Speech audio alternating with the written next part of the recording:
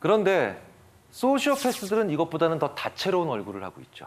그러니까 다크나이트에 나오는 조커, 사이코패스지만 소시오패스들의 상당수는 어떤 얼굴을 하고 있냐면 이런 얼굴을 하고 있어요. 네. 사실은 이 얼굴 기억나시죠? 이거 네. 슈렉에 나오는 네. 그런 얼굴을 얼마든지 합니다. 제가 유학 시절에 제 미국 친구의 또 다른 미국 동료가 바로 이런 유형의 소시오패스인데 처음부터 굉장히 어려운 일을 많이 얘기하고 힘든 이야기를 많이 하면서 동정심을 삽니다. 근데 자기도 모르게 그래서 제 동료인 A는 그 B의 사정을 듣다가 자기 돈을 다 쓰게 돼요. 계속해서. 나중에 보니까 A 집에 B가 와서 살고 있는데 우리로 치면 안방을 B가 쓰고 있어요. 컴퓨터도 B가 쓰고 있고 심지어는 A가 그래서 오히려 사정사정합니다. 집은 제발 나한테 그만 오라고. 그런데 그럴 때마다 이 B가 진짜 잘 보이는 표정이 있어요. 그게 바로 뭐냐? 지구상에서 가장 불쌍한 표정을 짓는 겁니다. 이런 경우도 소시오패스입니다.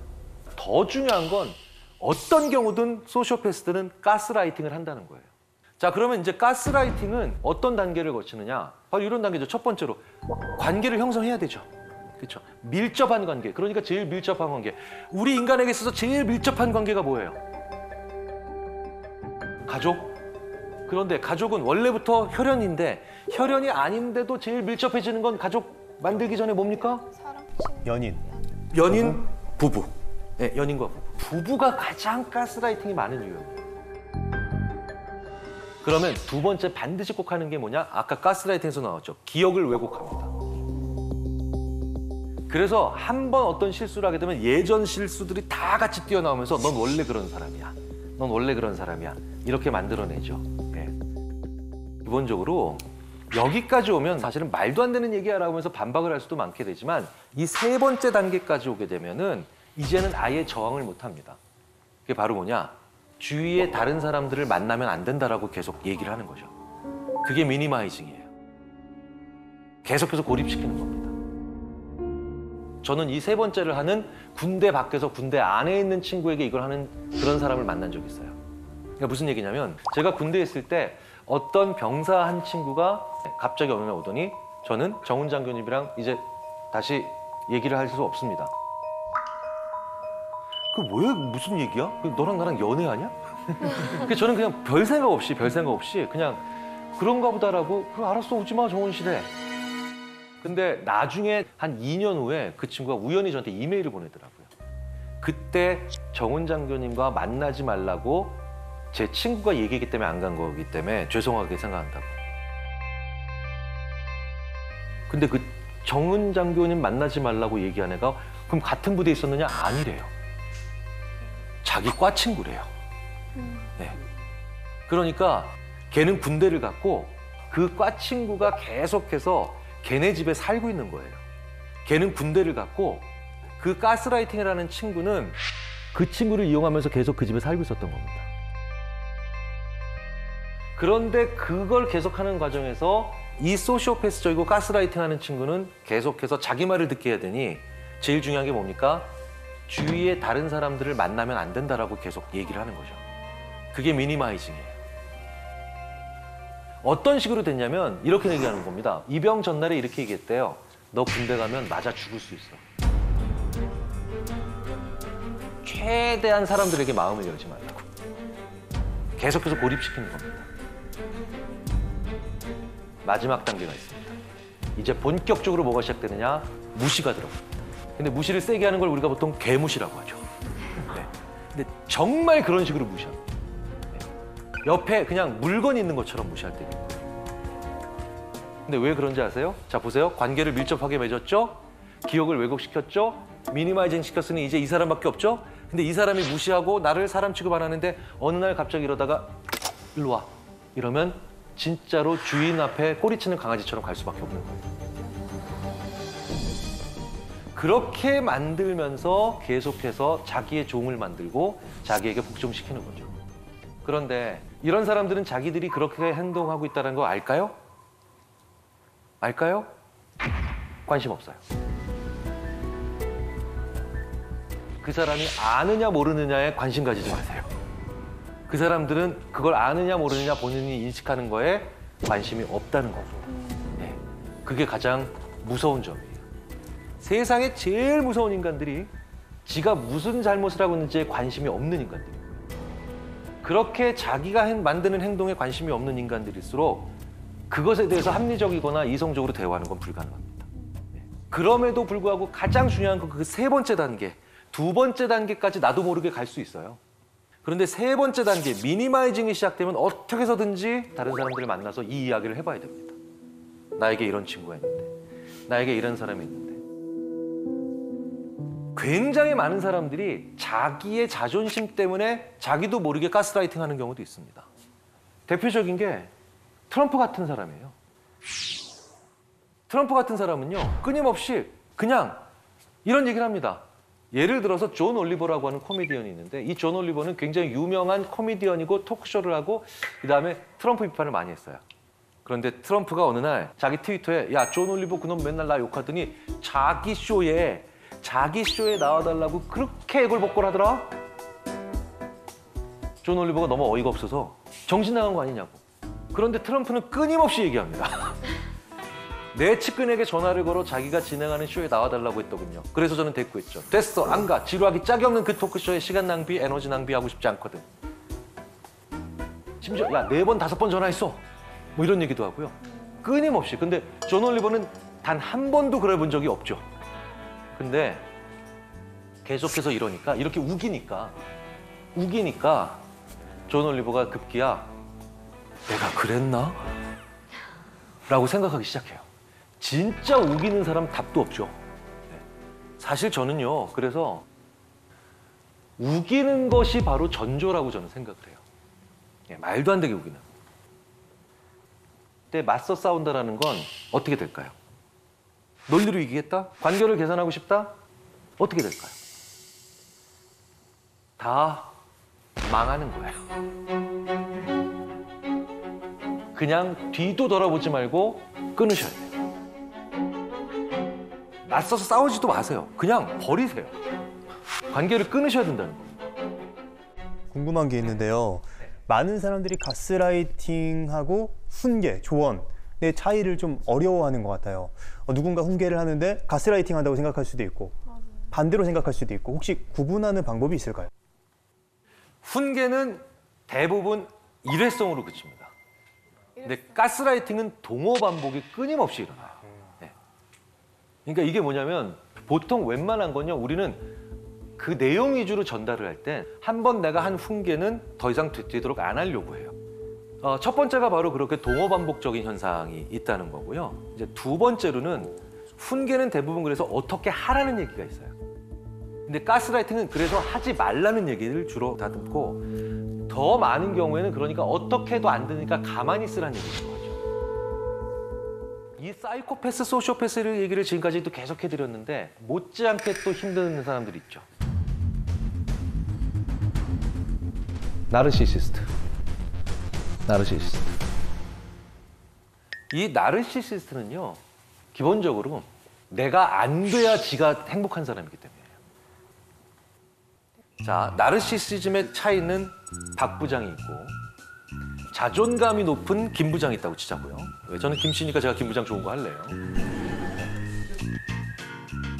자, 이렇게 자존감이 높은 김 부장은요, 일을 잘했는데 상무님이 와서 김 부장 이번 일 너무 잘 됐네, 훌륭해 라고 얘기하면 이거 보통 이렇게 얘기합니다. 저희 팀 애들이 원래 한기량 합니다. 자, 이 말엔 이런 뜻이 있죠. 나의 부하들도 나만큼 뛰어나고 그래서 우리는 협동을 잘해서 이 좋은 결과를 만들었다, 이런 얘기예요. 그런데 나르시시즘에 완전히 빠져있는 이 박 부장은 와, 똑같은 칭찬을 받습니다. 비슷한 일을 했고요, 잘했고요. 그런데 상무님이 와서 박 부장 이번에 이렇게 일을 잘했어, 훌륭해 라고 칭찬을 하면 이렇게 얘기합니다. 이 띨띨한 부하들을 데리고 내가 그 일을 해냈지 말입니다. 네. 나르시시즘은 내가 잘하는 것도 중요하지만 남들이 못하는 것도 중요해요. 그래서 이 나르시시즘에 있는 사람들은요, 심지어 겸손해 보이는 사람들도 있어요. 꽤 겸손해 보이는 것 같이 연극을 하지만 결국은 얘가 후지고 멍청한데 내가 도와줘서 잘 된 거야. 이 두 가지 조건을 다 충족시키려고 해요. 왜 이런 사람들이 만들어질까요? 바로 어렸을 때부터 서열과 등수에 민감한 사람으로 교육받았기 때문이에요. 와, 우리 애가 이번에 95점을 받았어요. 야, 잘했구나. 이게 아니라 몇 등이야. 그러니까 석차 위주의 평가를 많이 받았던 사람들. 때로는 지나치게 작은 일에도 과한 칭찬을 많이 받았던 사람들. 그러니까 그 큰 칭찬감을 느끼기 위해서 뭡니까? 내가 받은 일에 혹은 내가 한 일의 성과가 하이라이트 된 것보다 남이 한 일이 더 저평가되면서 그 격차감을 더 많이 느끼려고 한다는 거죠. 정말 힘든 건 이 나르시시스트가 부모가 됐을 때예요. 이런 부모들이죠. 내가 널 키우느라고 얼마나 고생했는가. 이제 이건 워밍업이에요. 자, 그러면서 이제 상처 부위 하나하나가 이제 이건 내가 너를 그때 업느라고 생긴 상처고, 이건 내가 그때 너를 안느라고 생긴 상처고, 그리고 내 인생은 너를 키움으로 인해서 망하는 인생이다. 네. 사실 자식에게 할 수 있는 굉장히 큰 저주예요. 네. 이게 또 천륜이니 거스를 수도 없다라는, 세상에 어떻게 부모님을 버리겠어요. 그런데 나르시시스트 부모님을 둔 그런 자녀분들께는 관계를 단호히 끊으라는 말씀까지는 드릴 수는 없지만 적당히 멀어지셔야 됩니다. 부모가 행복해야 아이들은 미래를 꿈꿔요. 그런데 자기의 불행을 팔아 자기의 욕구를 해결해? 이건 정말 안 좋은 부모님이죠. 나르시시즘이 범죄로 이어지는 경우도 가끔 있죠. 그게 바로 예전에 봤던 아파트에서 근무 중인 경비 업무하시는 분에게 자기 차 손으로 밀었다고 온갖 구타하고 협박해서 결국 사직을 종용했고 심지어 그래서 스스로 생을 마감하시는 온 국민이 분노하는 사건이었잖아요. 갑질이 전형적으로 나르시시즘이거든요. 그러면 이런 나르시시스트가 상대방을 굉장히 잔인하게 다룰 때 그 전조가 되는 말이 있어요. 그게 바로 뭐냐? 어딜 감히. 어딜 감히. 학생이 감히. 젊은 친구가 감히. 여성이 감히.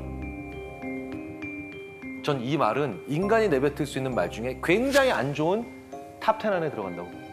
이런 감이라는 말을 쓰는 사람들 치고 나르시시스트적인 행동을 보이거나 혹은 그에 준하는 행동을 보이지 않는 사람을 본 적이 없습니다. 자, 그런데 이 악인에게 자꾸 끌리는 분들이 계세요. 이 악인에게. 이 악인에게 계속 끌려가지고 그 사람들이 자기 인생에 오는 걸 막아내지를 못하는 분들이 계시거든요. 대표적으로 어떤 사람들이 그러느냐. 첫 번째로 제일 중요합니다. 외로운 사람들이에요. 예. 실제로 나쁜 사람들한테 피해를 본 분들의 상당수가 바로 뭐냐. 어린 시절에 외로움을 강하게 경험했고 그 기간이 길었던 경우가 많습니다. 외롭다라는 게 무슨 뜻인가요? 사람을 많이 안 만나봤다는 뜻이죠. 그래서 사람을 많이 안 만나봤기 때문에 이 사람이 떠나면 다음 사람이 온다는 걸 생각을 못 하시는 거예요. 사람을 많이 만나본 사람들은 헤어질 때 아낌없이 좋아하고 좋은 관계가 있다가도 헤어져야 하고 그 다음에 어쩔 수 없이 이별을 할 때 그때 상대방을 괴롭히지 않습니다. 그리고 본인 자신도 그래 더 좋은 사람을 만나야 되겠다. 이게 깨끗이 있는 것과는 좀 다른 거죠. 헤어짐을 인정하는 거예요. 그냥 우리는 지금 헤어지는 거예요. 그런데 이 외로움이 강한 분들은 그리고 외로움을 많이 경험했던 분들은 그걸 못하는 거예요. 그래서 이제 나쁜 관계도 계속 유지하고 심지어는 도피를 하는 그 관계로 도피하는 경우가 있다는 거죠. 이게 우리 인간에게 있어서 굉장히 안 좋은 일이라는 거예요. 두 번째로 악인을 자꾸 의식 무의식적으로 필요로 하는 분들이 계세요. 예를 들어서 정말 질 나쁘거나 못된 직장 상사. 이 직장 상사를 보고도 떠나질 못하는 겁니다. 자, 왜 그런지 아십니까?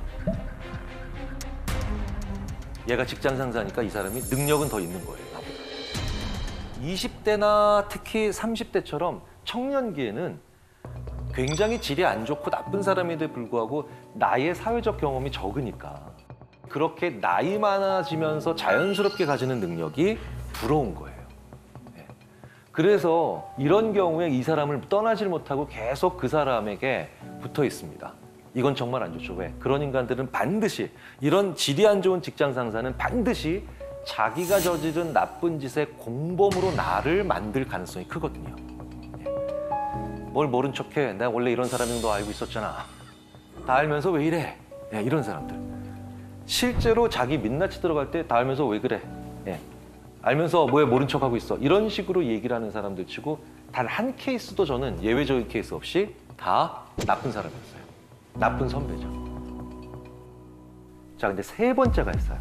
이건 나이가 젊은 분이든 아니면 상당히 나이가 있는 분들이든 가리지 않고 나타나는 유형입니다. 이게 바로 이른바 에코이스트예요. 이른바 네타시오 증후군. 에코이스트는 나르시시스트랑 정반대예요. 뭐냐? 뭔가 잘못되면 생각도 안 하고 내 잘못이라고 얘기를 해요. 진짜로 뭐만 해도 자기가 뭘 잘못했나를 먼저 생각해요. 그러니까 남한테 피해 주는 걸 너무 싫어하기 때문이기도 그렇죠. 이 모든 것들을 자기 책임이고 그렇기 때문에 상대방의 나쁜 짓에도 내가 혹시 부족해서 이런 일이 벌어지는 게 아닌가라고 생각하는 이 에코이스트는 그렇기 때문에 오로지 자신만을 생각하는 이 나르시시즘에 사로잡힌 나르시시스트에 대해 가장 착취당하기 쉽겠죠.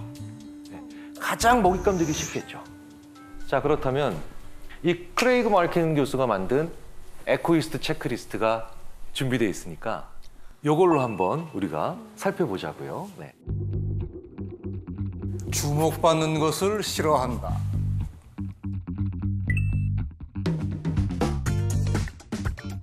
네. 문제가 발생하면 내 탓부터 한다. 유독 자기 자신에게 엄격하다. 남에게 폐 끼치는 걸 싫어한다. 타인과의 갈등을 회피한다.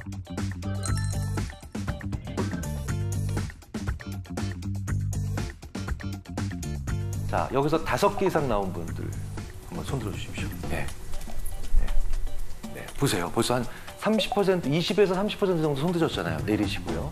그러니까 크레이그 마르킨 박사에 의하면 이분들이 선하고 양심 있고 착하고 심지어는 엄격한 자기 기준이 있어서 열심히 사는데도 문제는 나르시시스트에게 무언가 착취당할 수 있는 그런 위험을 많이 안고 계신 분들이라는 거예요. 네. 그러니까 이제 보편적이고 그다음에 당연히 정상적인 사람들은 이 에코이스트인 분들을 보면 아, 나보다 더 양심적인 사람이다 라고 생각하면서 위해 주려고 하고 그리고 그분들이 좀 더 잘 될 수 있도록 도와주려고 하는데 이 나르시시스트는 이런 분들을 보면 진짜로 왜 진짜로 속으로 이제 쾌재를 부르는 거예요. 오늘 드디어 하나 발견했다 라고 하면서 이렇게 악인에게 큰 피해를 본 그런 사람들은 원래는 선한 사람들이죠. 하지만 악인한테 상처받아서 후천적으로 또 우리가 또 상황적으로 악인이 되는 경우도 있습니다. 가끔 이런 말 하시는 분들 계시죠. 검은 머리 가진 짐승은 거두는 게 아니야. 그렇죠? 네. 인간은 원래 믿는 게 아니야. 네. 그러니까 이런 분들을 보면 참 그 사람 분들 인생에서 얼마나 많은 악인에게 당한 적이 있을까. 많이 안쓰럽고 측은한데 그런데 이 마음은 진짜 하시면 안 되는 표현이에요. 왜? 걔한테만 악하게 해야죠. 그렇죠? 다른 모든 사람들한테는 잘 알겠지만 너한테만큼은 악하게 할 거야. 이게 더 맞는 자세입니다. 그래서 오히려 내가 악한 사람에게 피해를 당할수록 두 가지를 투트랙으로 하셔야 됩니다. 정말 좋은 사람에게 그리고 소중한 사람에게 더 잘해 주셔야 돼요. 그리고 그 힘만큼 그 나쁜 사람에게는 더 냉정하고 그다음에 강하게 하셔야 돼요.